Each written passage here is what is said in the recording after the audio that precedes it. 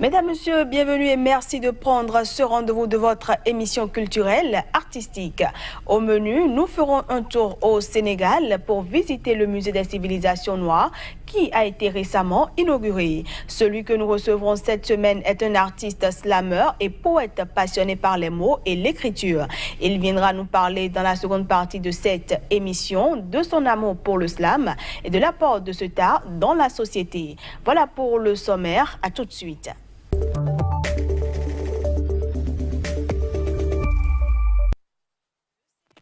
A inauguré le musée des civilisations noires. Il s'agit d'un musée pour montrer la contribution de l'Afrique et des Africains aux découvertes. Le bâtiment d'une superficie de 14 000 mètres carrés abritera des œuvres qui prouveront que l'Afrique n'a pas été en marge de l'histoire. Tchèque Berthet, notre correspondant sur place, est allé voir de l'intérieur ce musée. On regarde. Ces majestueux baobabs venus d'Haïti attirent l'attention du visiteur. C'est l'une des attractions dans cet établissement dédié aux civilisations noires. À l'intérieur, le visiteur découvre des créations africaines. De la préhistoire aux œuvres contemporaines, en passant par l'histoire des religions. En somme, la contribution de l'Afrique dans plusieurs domaines. Pour combattre aussi un préjugé qui existe aussi concernant l'Afrique, selon lequel l'Afrique n'a jamais, les Africains n'ont jamais forcément inventé des techniques ou n'ont pas été des producteurs de connaissances. Et justement, ce musée pourra montrer que ce n'est pas conforme à la réalité. Puisque les investigations qu'on peut faire sur le plan archéologique historique montrent le contraire. À terme, l'établissement pourrait accueillir 18 000 pièces, mais les musées qui répondent aux normes internationales pourraient accueillir des œuvres restituées par la France. C'est une grande opportunité pour les œuvres sénégalaises, mais même si on a une vision beaucoup plus large et qu'on pense Ouest-Afrique et qu'on a une vision panafricaine, on pourrait considérer, puisqu'il s'appelle Musée des civilisations noires, qu'on puisse y garder des œuvres qui viennent du Bénin, du Mali, du Burkina, du Niger, en attendant que ces pays se dotent en infrastructure, ou même dans une logique de faire circuler les œuvres dans les espaces transfrontaliers intra-africains. Donc oui, c'est une grande opportunité. Pour le moment, le musée ne dispose pas d'œuvres à son actif, mais pour les besoins de son inauguration, ces pièces ont été prêtées par d'autres musées, comme le crâne de Toumaï, plus ancien homme découvert sur Terre venu du Tchad. Et pour les visiteurs, le musée arrive à temps. Tous les jeunes qui sont mal d'identité et pour se retrouver, je trouve que c'est une belle initiative pour l'Afrique et ces diasporas. Avec sa forme inspirée de la case ronde de Casamance au sud du Sénégal, le musée des civilisations répond aux normes de musées modernes où l'on peut réguler l'humidité et la température nécessaires à la conservation des œuvres. Mon invité est déjà dans ce studio. On le retrouve dans une poignée de secondes.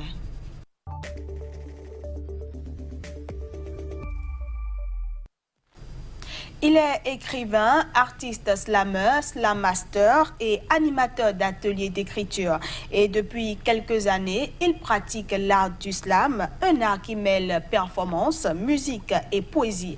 Et comme je le disais à l'entame de cette émission, il est là pour nous parler de son parcours, de son amour pour le slam et de l'apport de ce art dans la société. Lui, c'est Semenvo, l'enfant noir. Semenvo, bienvenue. Bonjour, merci. Vous allez bien?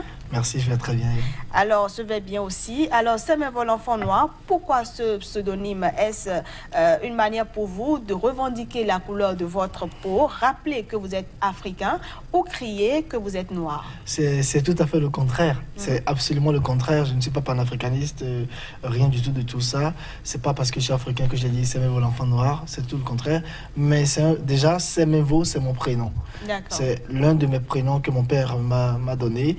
Ensuite, l'enfant noir, parce que ça ressemble beaucoup plus à mon écriture, à ma façon d'écrire, à ma façon de penser les mots, qui est une sorte de parodie, en quelque sorte. Du coup, il y a le livre L'enfant noir de Camara là, qui est présent, et j'ai dit bon d'accord, je ferai Semevo l'enfant noir en référence à cette façon d'écrire qui est de faire des allusions, et des jeux de mots, etc. C'est tout simplement cela. Voilà qui est assez clair. Alors, si on se réfère à la définition du slam, le slam est une poésie déclamée sur fond musical ou non, art d'expression orale populaire. Il se pratique généralement dans des lieux publics, sous forme de scènes ouvertes et de tournois. Est-ce que vous faites sienne cette définition du slam? Oui, tout à fait. Et c'est ce que je résume en prenant le mot slam. Même, et je définis ça comme scène libre au mot. Et c'est une définition qui est reprise aujourd'hui par beaucoup d'autres slammeurs en Afrique et ailleurs. Et je suis très content. Donc, effectivement, c'est une scène libre au mot où on peut venir dire ce que l'on pense, ce que l'on ressent, pleurer, rire, partager, échanger. C'est vraiment un rendez-vous du donner et du donner. Le slam est un rendez-vous d'un autre côté du recevoir et du recevoir tout simplement. D'accord. Et partons toujours de la définition du slam, tous les sujets peuvent être abordés dans n'importe quel style à condition d'utiliser ses propres textes. En ce qui vous concerne, quel est votre style? Car les slammeurs sont très différents les uns des autres. Oui, il y a autant de slam que de slammeurs. D'accord. Ensuite, moi, mon style, il m'appartient, il me ressemble. Et c'est ce que chaque slammer, en tout cas dans la majeure partie des slammers, c'est ce que chacun recherche, c'est de pouvoir s'identifier à ses propres mots. Donc moi, ce que j'écris me parle beaucoup plus, me ressemble beaucoup plus, me rassemble même à l'intérieur de moi comme à l'extérieur de moi, envers et au vu des autres. Donc je ne vais pas tellement chercher ailleurs dans mon écriture. J'entre en moi, je creuse, je fouille, je berce, comme on dit, et je sors ce que j'ai à sortir. Et selon vous, quel est l'apport du slam dans la société? Voilà. Aujourd'hui, en tout cas, le slam se présente comme un outil d'expression, un outil de vivre ensemble. C'est un art de vivre ensemble. Aujourd'hui, le slam, c'est une manière aujourd'hui aux personnes qui ont envie de dire quelque chose, de trouver le micro, de trouver les oreilles, de trouver les yeux, l'écoute aujourd'hui. Donc, effectivement, le slam apporte beaucoup à la société et nous espérons, nous qui travaillons depuis des années à faire connaître cet art, que les autorités vont comprendre l'importance de cet art et l'emmener dans les écoles, dans les collèges et dans les universités, ce qui est le cas dans certains pays africains, le Sénégal, le Niger et en Europe, n'en parlons plus. Et vous venez de le dire que vous travaillez depuis quelques années à faire connaître cet art, mais comment est-ce que vous avez découvert le slam? Mon frère, Edouard, j'étais allé jouer au football, il a dit j'ai écouté un truc à la radio, ça va t'intéresser, toi tu écris de la poésie et tout, viens, on en parle et tout, j'y vais, et c'était fini, j'ai pas pu suivre. Donc le mercredi qui a suivi, je me rappelle bien c'est un mercredi, le mercredi qui a suivi, l'émission a repris et on repassait encore le son, il est venu me chercher, j'ai écouté, j'ai dit non mais laisse tomber, c'est quelqu'un qui a fait un truc, il raconte n'importe quoi, sans savoir que ça allait m'accrocher. Et petit à petit, on a découvert un groupe à l'époque, le groupe Azanko Islam, qui avait concert. Mon frère m'a encore invité à ce concert. J'ai été regarder, j'ai vu Kamal sur scène. C'était la première fois que je voyais Kamal, Radi, Thibaut Adotano, qui est magicien aujourd'hui, Sylvain Younousi, qui m'a énormément aidé dans cet art. Et voilà, et j'ai approché ces personnes et je suis devenu slammer comme ça. Alors, on dit souvent que qui dit slam dit engagement. En tant que slammer, quel est votre engagement social? Mon engagement social est humain. C'est humain. Tout ce qui est humain me touche. Et mon écriture est comme ça. Moi, je dis que mes mots, en fait, ont des mains. Et quand je vois à travers mon écriture vraiment une personne réelle qui s'exprime. Donc, voilà. Je ne fais pas de la poésie fiction. Je suis vraiment dans la réalité quand j'écris. Donc, bon, voilà. Donc, en quelque sorte, vous ne vous posez pas des restrictions? Non, sauf pour écrire. Sauf pour écrire où je me dis, bon, d'accord, tel texte, je vais l'écrire sous cette forme. J'ai besoin de contraintes pour écrire. Donc, je me crée moi-même des contraintes, mais pas au-delà de l'écriture en elle-même. Et le slammer est-il un révolté comme le pensent certaines personnes? Oh, moi, non. Je pense que tous les arts sont contestataires. Celui qui fait le graphisme, celui qui fait les tableaux, le peintre, il est dans la contestation. Même celui qui chante l'amour, un zouker, est un révolté. Donc, l'exclusivité n'appartient pas aux slammers. Et aujourd'hui, c'est vrai que les slammers ont beaucoup plus de voix. Voilà, ils ont beaucoup plus de voix et on a cette impression-là. Et c'est heureux pour le slam et c'est heureux et encore plus pour les slammers. Et pour vous, Samuel L'Enfant Noir, quelles doivent être les potentialités d'un slammer? Est-ce que n'importe qui peut se lever et devenir slammer comme ça ou comment est-ce que ça se passe? Je ne peux pas donner un baromètre, mais je crois que l'important pour un slammer, c'est de savoir. C'est-à-dire de se posséder lui-même à travers son écriture, à travers ses inspirations. Et écris-toi toi-même, comme je le dis. Donc voilà. Vous êtes sur le point de sortir votre album et déjà là, il y a un single. Parlez-nous un peu de ce projet-là.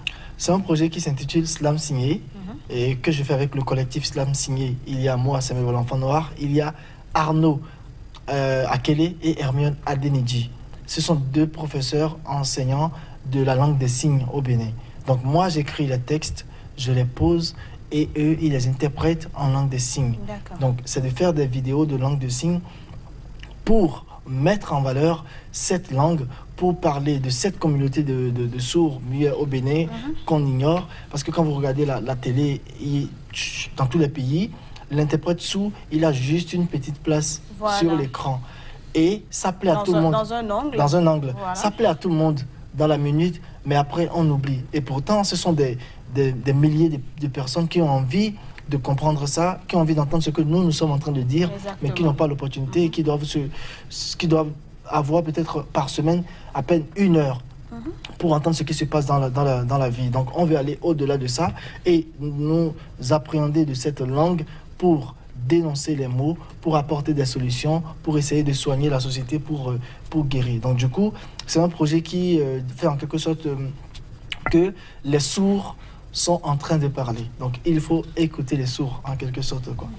Et quelles seront les influences et puis dans quelle dynamique s'inscrit ce projet? Ce projet s'inscrit en tout cas dans l'idée surtout de faire entendre la langue des sourds, de faire entendre et d'apporter à cette communauté un soutien et montrer en tout cas que la langue des signes, c'est un peu comme la langue française, c'est un peu comme le fon, le gong, etc. Et qu'il faudrait aller plus loin dans cette langue et apporter beaucoup plus de matière dans cette langue. Moi, j'apprends que le sourd, il n'entend rien. Il n'entend pas du tout de son. Vous imaginez, nous, si on n'entend pas de son, c'est un truc de fou. Donc, on a décidé d'apporter de la lumière de l'écoute, en tout cas sur cette langue, à travers ce projet qu'on a appelé Slam Signé. Et on va inviter les partenaires autour de ça. Pour le moment, on a sorti un clip qu'on a appelé Nouveau Départ, qui est un texte du Vivre Ensemble, qui appelle tous les Béninois à s'unir autour du pays pour son développement. Alors, Samuel L'Enfant Noir, pensez-vous que le slam africain a de l'avenir aujourd'hui? Oui, le slam africain a de l'avenir, un grand avenir. J'ai la chance, je fais partie des slammers africains qui voyagent le plus souvent à donner des ateliers dans toute la francophonie en Afrique et ensuite d'aller en Europe et de faire également des ateliers, de partager, de rencontrer des gens, de rencontrer de grands slammers, de faire des festivals. Oui, le slam africain a de l'avenir, mais attention, pour moi, il n'y a pas le slam africain, il n'y a que le slam.